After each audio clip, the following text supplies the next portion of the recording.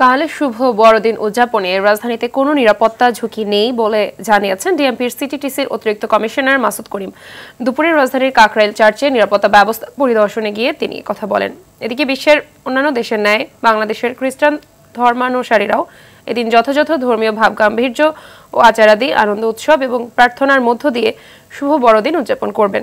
তবে রাজধানীতে বড়দিনে সব ধরনের আতশবাজি, পটকা ফুটানো এবং ফানুস উড়ানো নিষিদ্ধ করে ঢাকা মেট্রোপলিটন পুলিশ।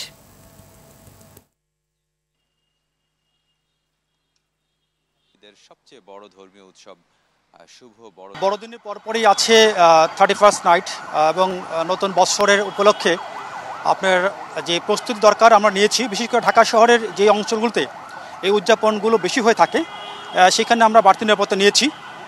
আমরা চাই যে আনন্দঘন পরিবেশে নগরবাসী যেন তাদের এই উদযাপনগুলো করতে পারে।